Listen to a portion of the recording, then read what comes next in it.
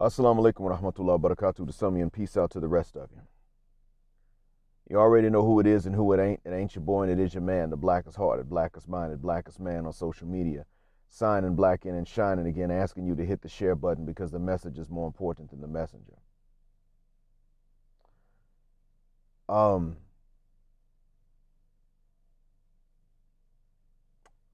Oftentimes I can watch more than one video. And lately I've been able to see what they have in common. See, Lonnie Spence recorded, if you can do this one, if you can master this one thing as a man. And then Sergeant Willie Pete recorded, he said he is delivered. And they uploaded these.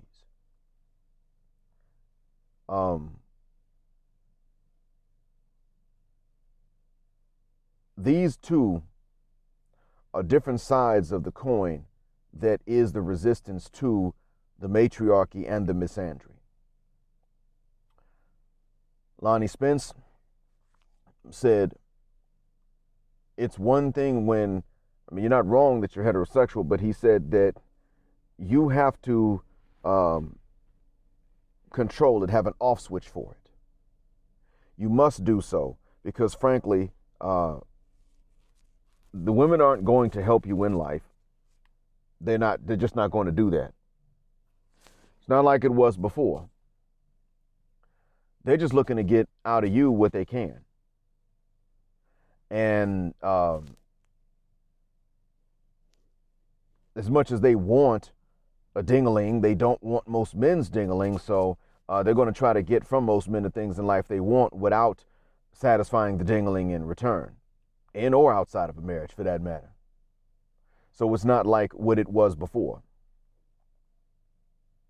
Therefore, you just have to turn your interest into other interest, or redirect the energy. I myself don't think that that's all that works. I don't think so, but it may be something that you do just for a time until you can get up out the States and really out the West in general. It is not natural to turn it off forever, but it is something that is forced. It is unnatural. It is, it's even disgusting to a certain extent, but it's forced. It's a forced necessity. It must be done because, as you and I know, these ladies are going to take the normal attraction that men have for them, and they're going to exploit it. And then they're going to let a few men that they're attracted to exploit them.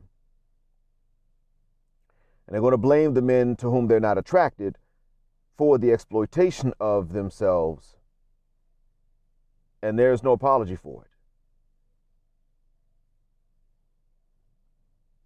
Likewise,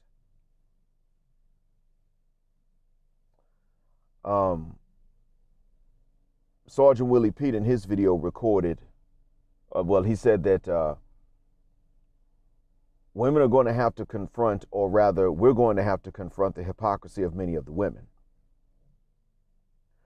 But he also said, if a man has effete or effeminate mannerisms, the women write him off. That's it. He can't come back from that.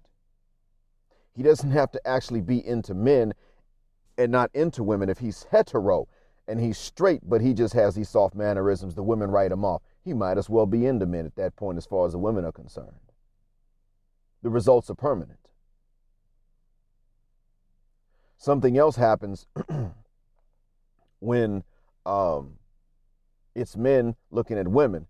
A woman could actually be into women outright, but she looks good, and so men will be willing to turn her and change her. Now, the commonality between both of their messages is exactly something I've said before, which is we make sex too easy for women. We're not wrong because we're interested. I do think that it is a good idea psychologically in this fight against the matriarchy to sometimes say to women, the only thing I could give you is a ding-a-ling. It depends on which woman it is. That might be the right thing to say to them, because that's exactly what some of them need to hear, especially the misandrists who have a problem with male heterosexuality. That's exactly what they need to hear. However, as far as actually going and making sex too easy for them to get, well, that's always a mistake. You see, one reason that feminism can and does spread where it's introduced is because men make sex too easy. And women start to say, well, I'm going to test and see how bad I can act. Why would they be willing to do that? They're willing to test and see how bad they can act for one reason and one reason only. And that reason is, at the end of the day, they understand that men are sexually attracted to them. They're sexually attracted to men. But they have a conceit, a sense of self-worth that goes against it.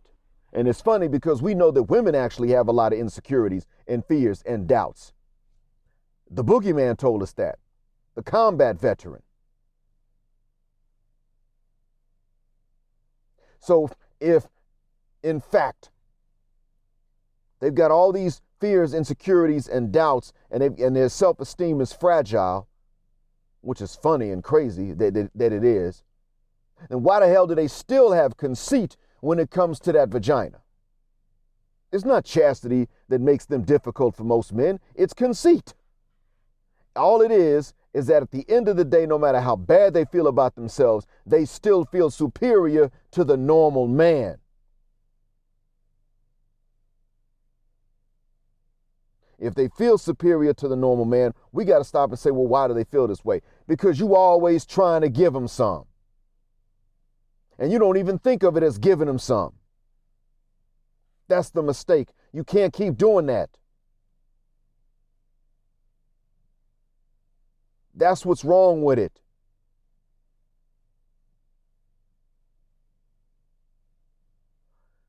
This is what both of them had in common in their message. Stop making it so easy for them. You're not wrong because you're attracted to them. Someone's attracted to you too. But in an environment of the West, wherein most of you live, wherein I lived and grew up like you, men making this too easy for women is the furthermucking problem. And if you really get down to it, most of you, to be honest with you, are not that ready to sleep with a stranger. It's something you might try to do, but in reality, and you can ask porn actors about this, or porn actresses, they'll tell you the truth more than the actors will. You ask a porn actress about this stuff. There are a lot of male would-be stars who are not capable of performing in front of strangers with them lights on and a woman they don't know. That's the truth of the matter. You out here trying and trying.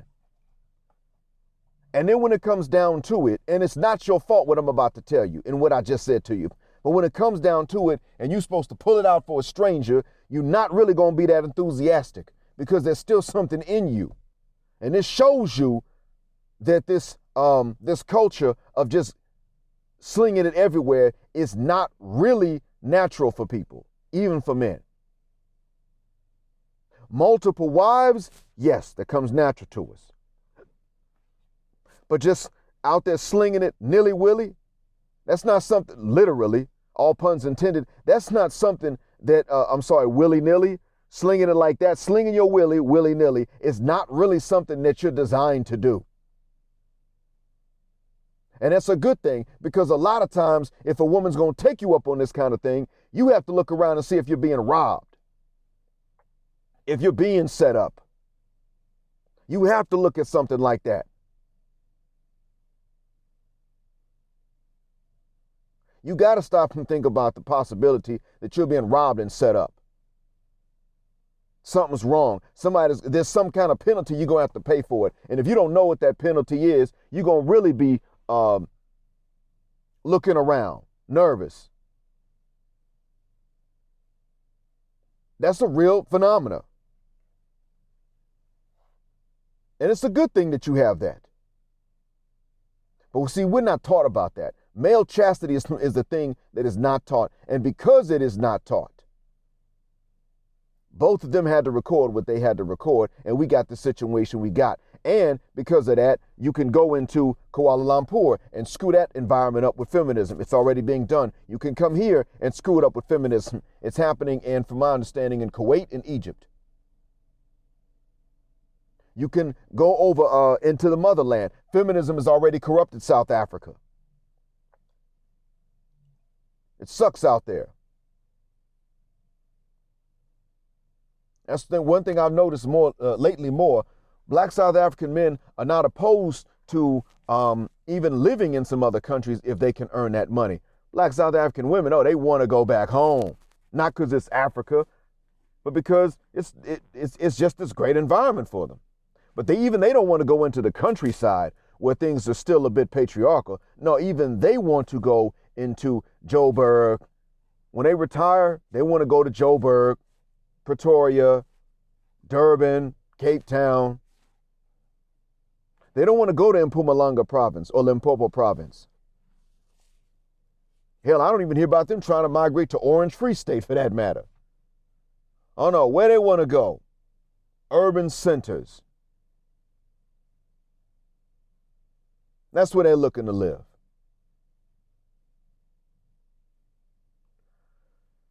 And so that being said, the reason you got to understand, you're not wrong for being heterosexual, you're not wrong for liking women, but you got to also keep in mind that right now, even in conservative societies, they'll try to weaponize that. They'll try to weaponize that drive, that attraction for them if they can. I mean, they'll have to try to financially exploit it on one hand, which is why they will exaggerate dowries. Or if the environment's already been polluted with feminism, then they'll turn around and try to weaponize it. And that's when they do things like going as far as setting you up for robbery, which is what happened to a colleague of mine.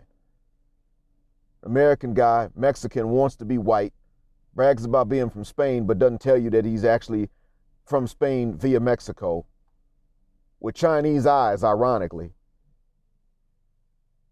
Trying to get with Ukrainian women all the time. Dude got robbed in St. Petersburg.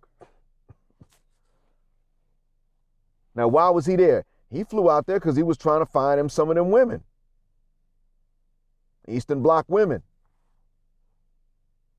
But he got set up and robbed. So I'm pretty sure he's one of them white red pillar wear guys. He and we ain't cool. I've never had an argument with him, but we ain't cool. We ain't partners like that.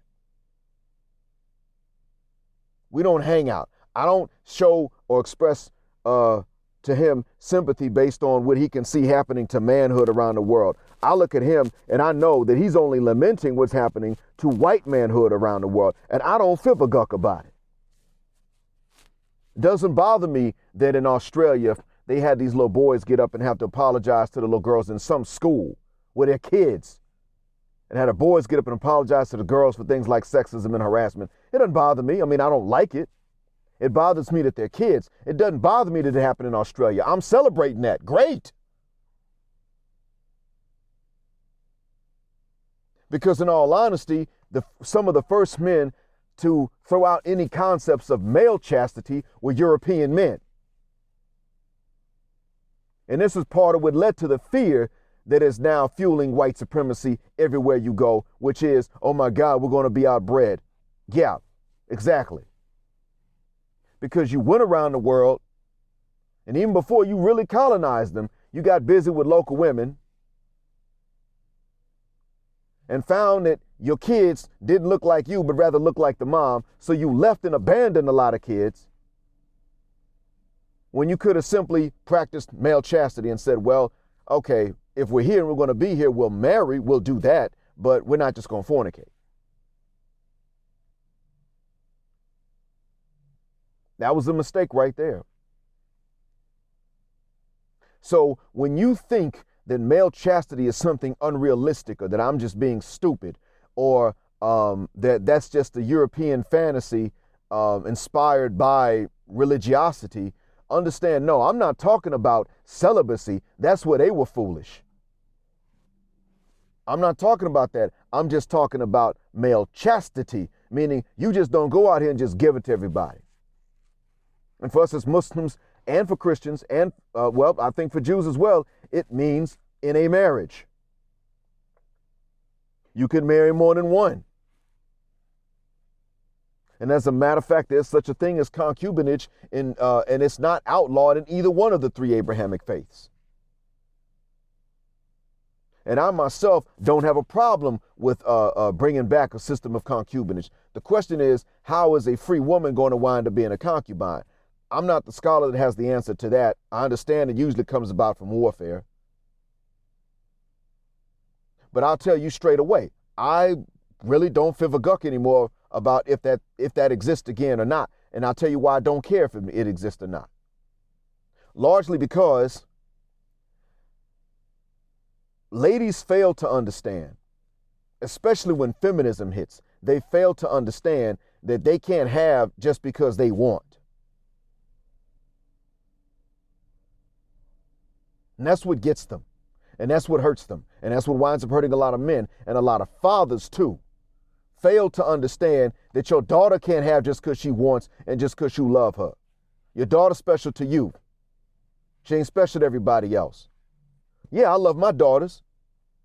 I'm a girl dad. I love my daughters, certainly. And I do want them to have good things in life. I also want them to earn them. I have to remember that they're special to me, but they're not special to everyone else. When they get out there, they got to work for what they want. They got to negotiate for the things that they might have already earned and deserve. It ain't personal. I have to admit to myself, if they decide to go out there and be some thoughts, they're going to get thought results. And that's if I don't catch them fornicating and lash them myself.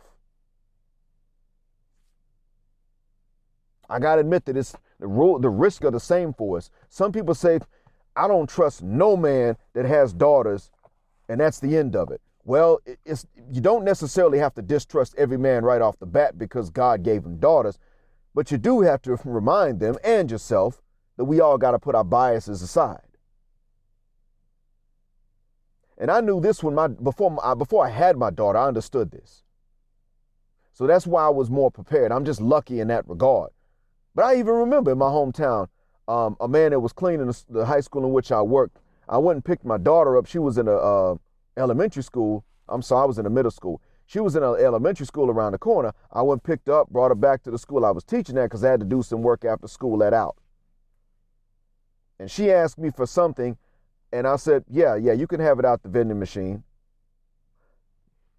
The reason I gave it to her was because she was doing well, making good grades, performing, so she'd been behaving well. This was a small treat or snack to ask for, and it wasn't even that unhealthy. The janitor saw me, said, yeah, man, I know how it is, bro. No matter how tough you are, when that baby girl come out the womb, you get all soft.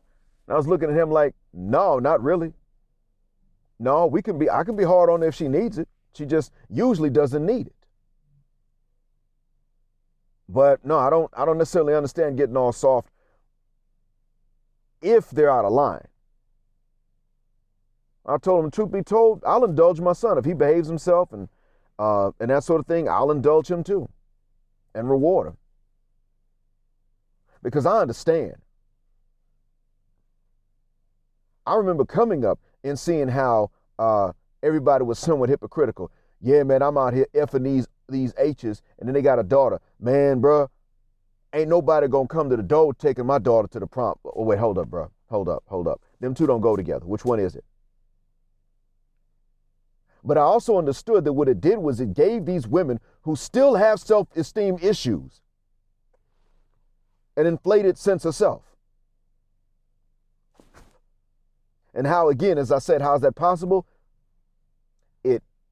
It was possible because by these dads spoiling their daughters and not preparing their daughters for real life, their daughters were tearing down each other's self-esteem at school. That's what was going on.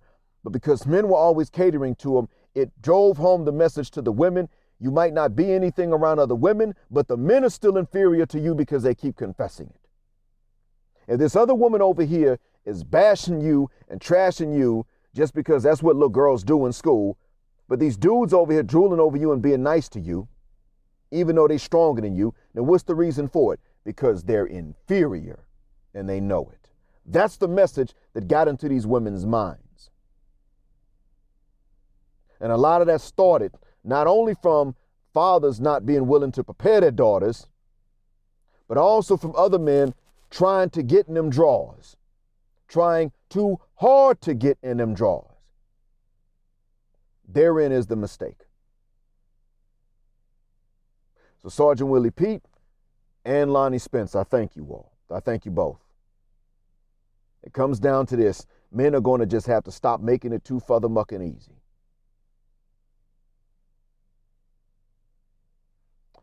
Thank you all for listening. Black Heart, Black Mind, Blackout.